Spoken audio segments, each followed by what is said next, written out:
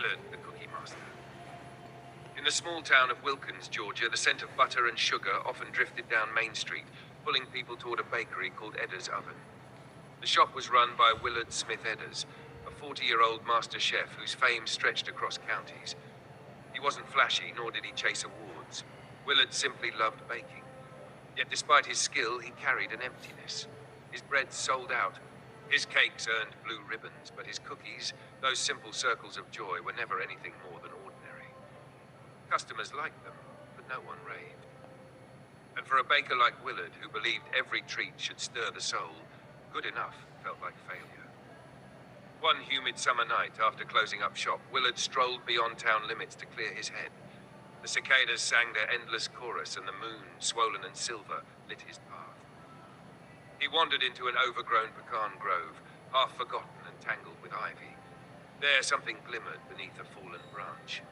Curious, Willard knelt and uncovered a pouch made of stitched green leather. Inside were small amber-colored chips, each glowing faintly as though lit from within. They smelled faintly of caramel, but richer, like sunshine captured in sugar. Etched on the pouch was a single word, Brekka. Willard carried the chips home, half thinking they were some odd trinket. But when dawn came and the bakery's ovens were lit, he could not resist temptation. He folded a handful of the Brekka chips into his cookie dough, their glow dimming as the heat kissed them. When the first tray came out, Willard nearly dropped it. The cookies shimmered golden, their edges crisp but their centers soft. Steam rose in sweet curls. He bit into one, and his eyes widened. The flavor was impossible. It was buttery and rich, but also something else. Something that reminded him of childhood laughter, of Christmas mornings of his grandmother's kitchen. It was joy, baked into dough. The first customers who tried them gasped. Some cried, others laughed. One man swore the cookie cured his aching knee. By noon, word had spread across Wilkens. By evening, the bakery had a line wrapping around the block. Willard, humble as ever, chalked it up to a new recipe. But he knew better. The Brekka chips had awakened something extraordinary. Over the next weeks, the cookies became legend. People traveled from neighboring states. Food critics wrote glowing reviews. A cookie that feels like a memory, one wrote. A taste of happiness itself, said another. But magic always draws attention, both good and ill. One stormy evening, as Willard cleaned his counters, the bakery bell jingled. A tall stranger entered, cloaked in deep maroon. His eyes gleamed like polished obsidian. "You found them," the man said without introduction. His voice carried the weight of centuries. "Found what?" Willard asked cautiously, clutching his rolling pin. "The Brekka chips, fragments of the hearthstone. They are not yours by right." Willard's heart pounded. "I just baked cookies," he muttered. The man stepped closer, the air chilling.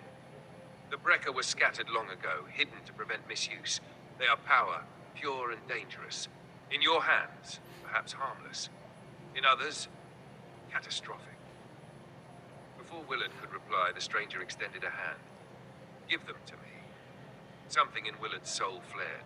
He thought of the people who had found joy in his cookies, of children who laughed as chocolate smeared their cheeks, of lonely elders whose hearts lightened with a single bite. He straightened. "No," he said firmly. "They belong to whoever can bring light with them. I won't let you take that away." The stranger's eyes narrowed. For a moment, the lamps flickered. Then, with a sharp hiss of wind, he vanished, leaving only the echo of his words. "This is not over." After that night, Willard guarded the Brekka chips carefully. He locked them in a chest beneath the bakery floor, using them sparingly, only enough to bake a single batch each week. He called them his hearth cookies, and each Saturday people lined up from dawn to dusk for their chance at one. But Willard knew the stranger would return. He also knew that his simple gift, a cookie infused with magic, was more than food. It was a shield against despair, a reminder that sweetness still existed in the world. He no longer doubted his purpose. Willard Smith Edders, once just a baker from Wilkens, had become something greater.